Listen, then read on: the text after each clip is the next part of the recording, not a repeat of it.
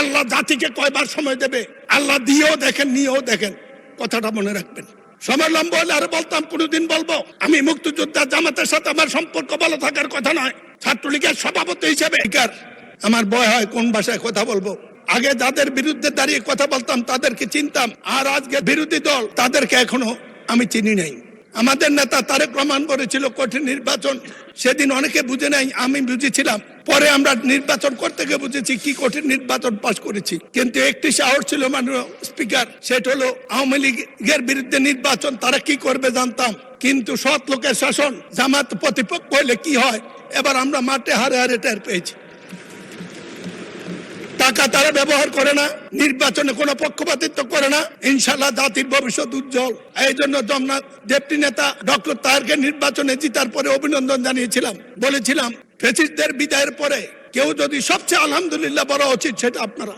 এই নির্বাচন সুষ্ঠুভাবে সংসদ বসার পরে, এত সংকট নিয়ে সংসদে আসার পরে যাদের আলহামদুলিল্লাহ বলা উচিত সেটা হলো জামাতে ইসলামী বাংলাদেশ।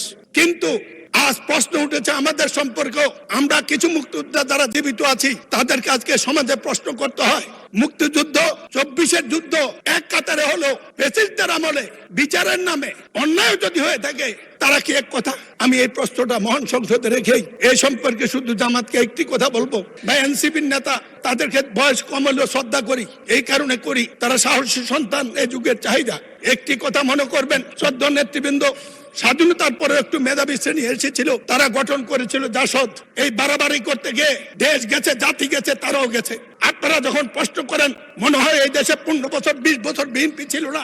দেশ নেত্রী বেগম খালেদা জিয়া জাতি, দেশ, মানুষের বিরোধী দলের অনেক বিরোধ অপেক্ষা করে জামাতের সাথে একসাথে কাজ করার জন্য আমরা অনেকে না চাইলেও বাধ্য করেছিল।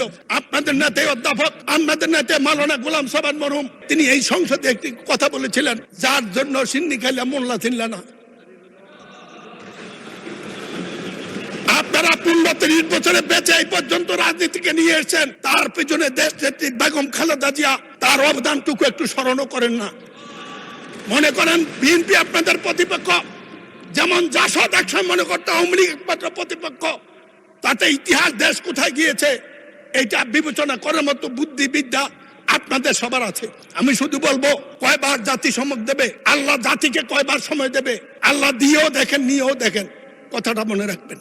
সময় লম্বা হলে আরো বলতাম, কোনদিন বলবো আমি মুক্তিযোদ্ধা জামাতের সাথে আমার সম্পর্ক ভালো থাকার কথা নয়, ছাত্রলীগের সভাপতি হিসেবে 73 সনে দাঁড়িয়ে বলেছিলাম জামাতকে যদি মুক্তিযুদ্ধের বিরুদ্ধে বক্তব্য দেয় তারা অন্যায় কিছু করে নাই, কিন্তু যুদ্ধ অপরাধ যারা করেছে তাদের বিচার করুন। শেষ করুন, মাননীয় সদস্য আজান পড়ে গিয়েছেন। সঠিক বেঠিক সেটা কথা নয়, কথাটা হলো আপনাদের এই সংসদকে আসাতে জাতীয় অভিনন্দন জানায়, আমরা অভিনন্দন